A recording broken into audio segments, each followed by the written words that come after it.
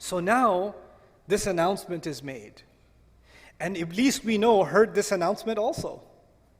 And if Iblis heard this announcement, he also knows that Adam is made up of three things. I keep saying three things so it sticks in your head. Three things, three things, three things. But we know that when, Allah tells us that when he refused to do sajda, he turns to Allah. He doesn't say, خَلَقْتَنِي مِن نَارٍ وَخَلَقْتَهُ مِن طِينٍ وَسَوَّيْتَهُ وَنَفَخْتَ فِيهِ مِن رُوحِكَ. He doesn't say that. He says, you made me from fire, you made him from dirt. That's just one of those three things, isn't it? There's two more things. And he knows about those two other things. He knows about the taswiyah, the balance of the human being.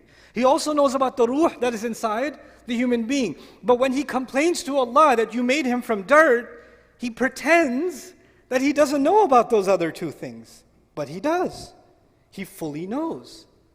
This is a really important thing that I want to highlight in these brief moments in this khutbah. There's hundreds of lessons in the story of Adam alayhi salam, but I hope I can do some justice to this one lesson that I want you to take today.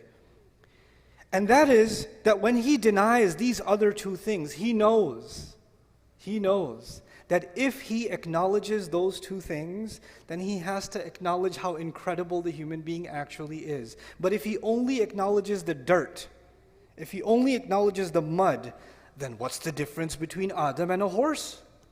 What's the difference between Adam and a cow and a monkey?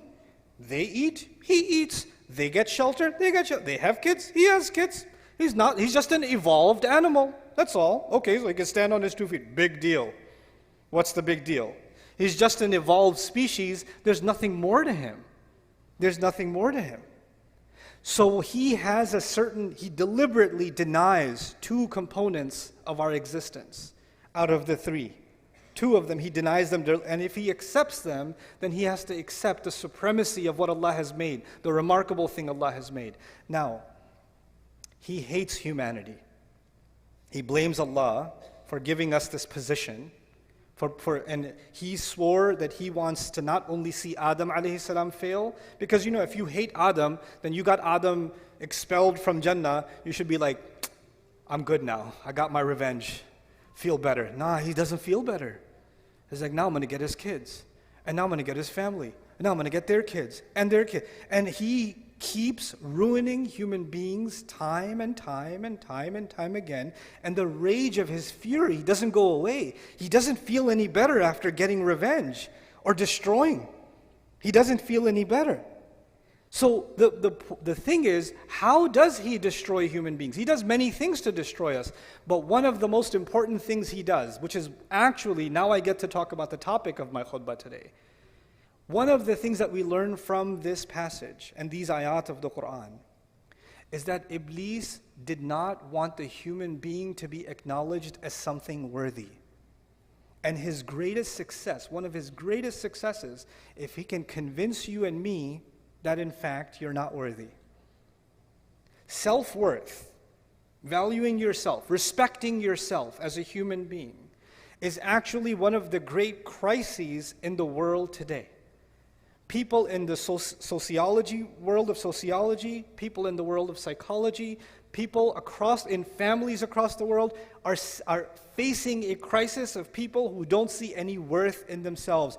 Oh, I used to have a job, but I'm retired now. Nobody cares about my opinion. I'm worthless. I just sit home all day. My son has a job. My daughters are gone away to college, and I'm just useless here. I'm just a burden on everyone. There's an old man sitting in his home thinking he's completely worthless. All I can do is just go to the masjid and come back, but I live with this worthlessness inside me. It's just better if I just die. These are the thoughts he has inside his.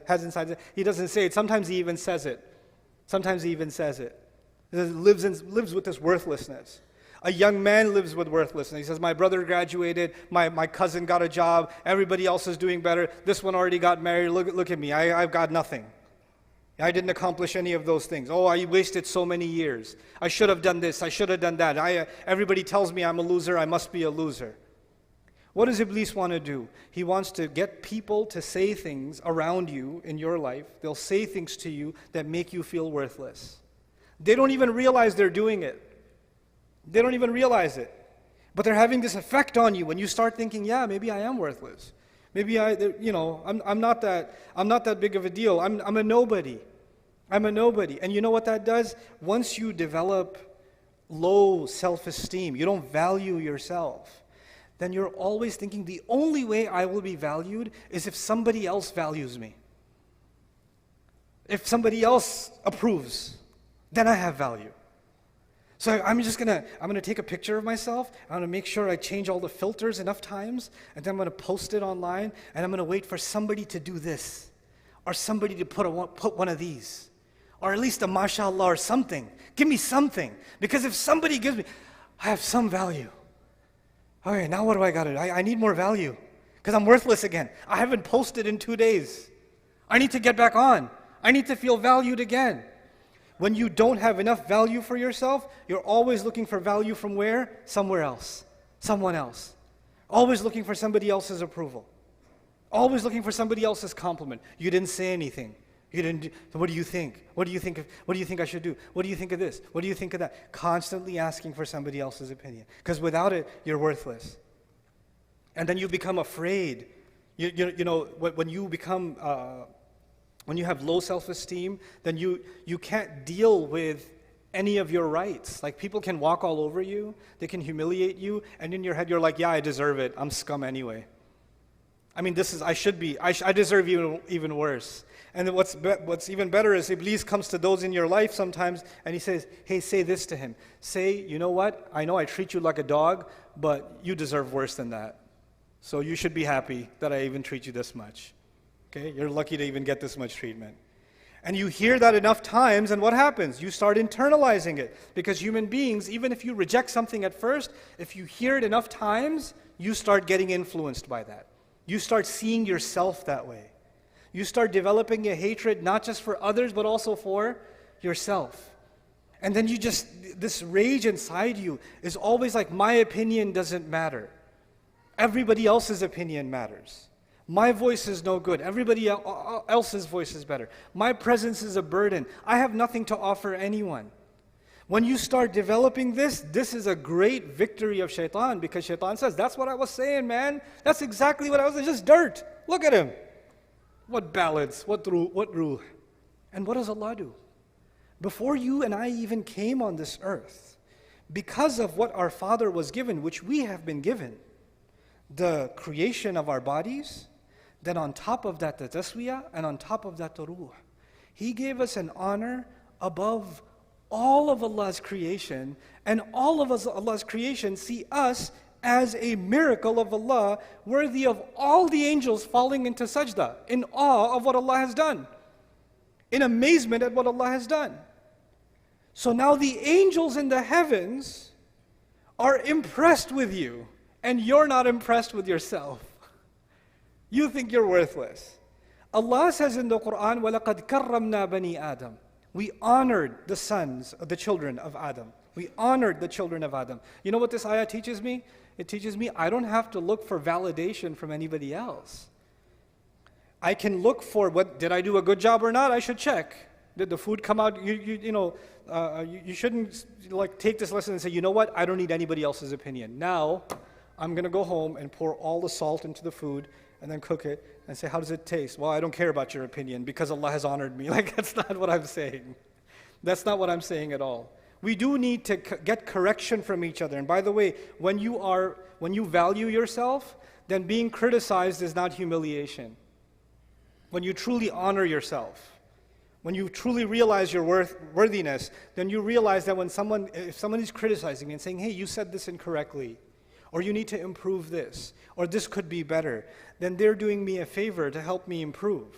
I don't feel like I'm being insulted, because when you have really low self-worth, then criticism feels like you're being pushed even lower down.